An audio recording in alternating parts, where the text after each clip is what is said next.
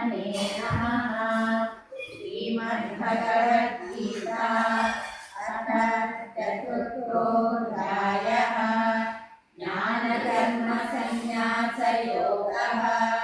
श्रीभगवानुवाच इमं विवस्वते योगं प्रोक्तवानहमव्ययम् विवस्वान्मनवे प्राह मनुरिक्ष्वाकवेदवे।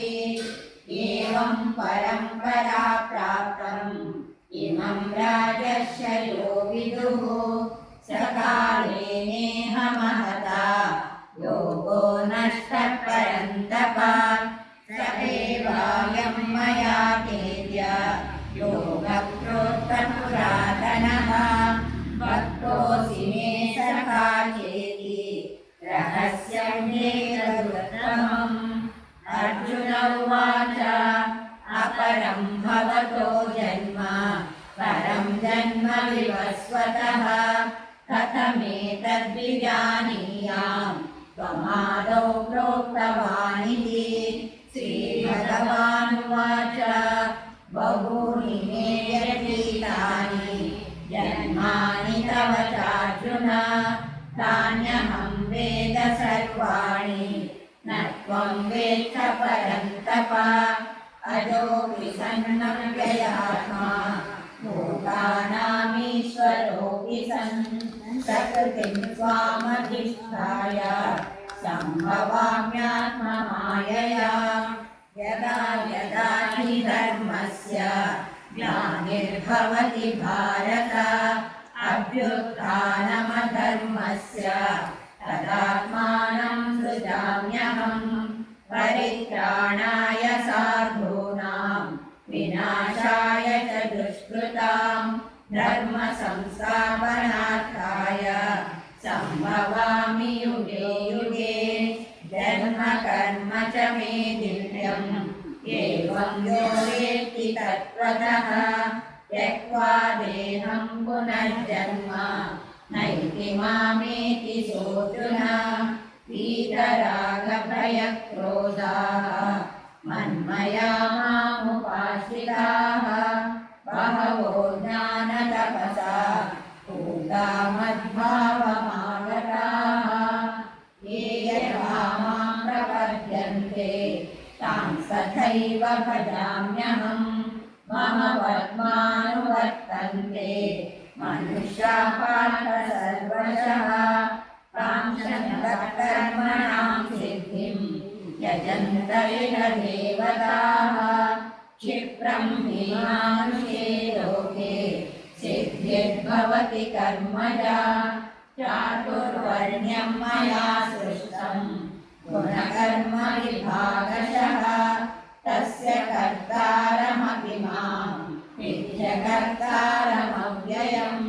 न मां कर्माणि लिम्पन्ते न मे कर्मफले स्पृहा इति मां योऽभिजानाति कर्मभिर्न स बध्यते। एवं ज्ञात्वा कृतं कर्म पूर्वैरपि मुमुक्षुभिः कुरु कर्मैव तस्मात् त्वं पूर्वैः पूर्वतरं कृतं। किं कर्म किमकर्मेति कवयोऽप्यत्र मोहिताः। तत्ते कर्म प्रवक्ष्यामि यज्ञात्वा मोक्ष्यसे शुभात्। कर्मणो ह्यपि बोद्धव्यं बोद्धव्यं च विकर्मणः अकर्मणश्च बोद्धव्यं गहना कर्मणो गतिः। कर्मण्यकर्म यः पश्येत् अकर्मणि च कर्म यः स बुद्धिमान् मनुष्येषु स युक्तः कृत्स्नकर्मकृत्। यस्य सर्वे समारम्भाः कामसङ्कल्पवर्जिताः ज्ञानाग्निदग्धकर्माणां तमाहुः बुधाः। त्यक्त्वा कर्मफलासङ्गं नित्यतृप्तो निराश्रयः कर्मण्यभिप्रवृत्तो हि नैव किञ्चित् करोति सः। निराशीर्यतचित्तात्मा त्यक्त सर्वपरिग्रहः शारीरं केवलं कर्म कुर्वन्नाप्नोति किल्बिषम् यदृच्छालाभसन्तुष्टः द्वन्द्वातीतो विमत्सरः समसिद्धावसिद्धौ च कृत्वापि न मुक्तस्य ज्ञानावस्थितचेतसः यज्ञायाचरत्कर्म समग्रं प्रविलीयते ब्रह्मार्पणं ब्रह्महविः ब्रह्माग्नौ ब्रह्मणाहुतं ब्रह्मैव तेन गन्तव्यं ब्रह्मकर्म समाधिना दैवमेवापरे यज्ञं योगिनः पर्युपासते ब्रह्माज्ञावपरे यज्ञं यज्ञेनैवोपजुह्वति श्रोत्रादीनीन्द्रियाण्यन्ये संयमाग्निषु जुह्वति शब्दादीन् विषयानन्ये इन्द्रियाग्निषु जुह्वति सर्वाणीन्द्रियकर्माणि प्राणकर्माणि चापरे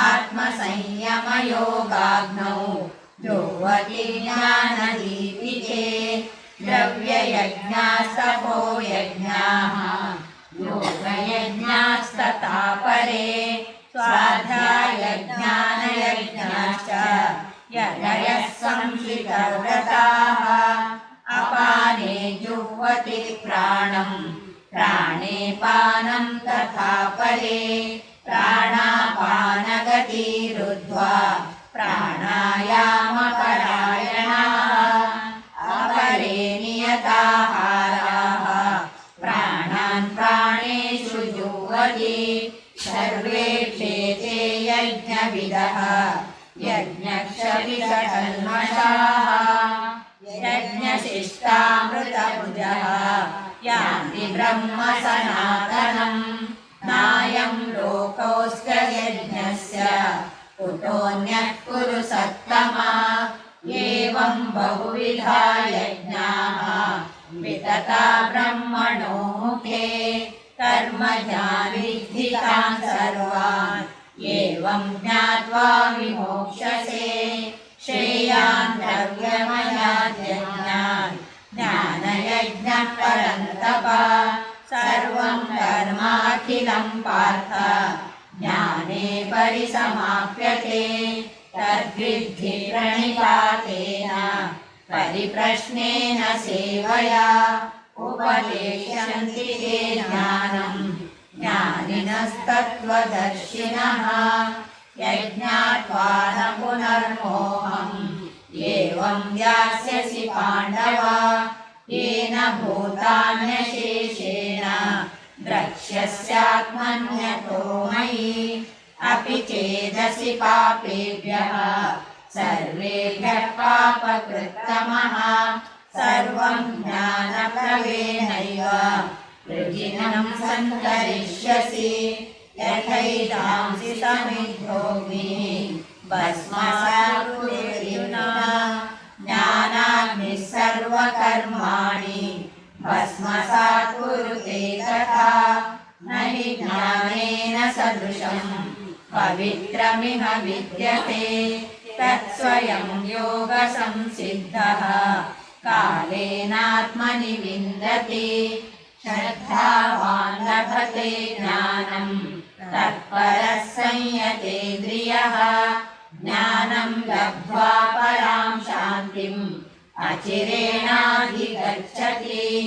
अज्ञश्च श्रद्धानश्च संशयात्मा विनश्यति नायं लोकोऽस्ति न परः न सुखं संशयात्मनः योगसन्न्यस्तकर्माणं ज्ञानसञ्छिन्न संशयम् आत्मवन्तं न कर्माणि निबध्नन्ति धनञ्जय तस्मादज्ञानसम्भूतं हृत्स्थं ज्ञानासिनात्मनः चिद्वैनं संशयं योगं आतिष्ठोत्तिष्ठ भारत ॐ तत्सदिति श्रीमद्भगवद्गीतासु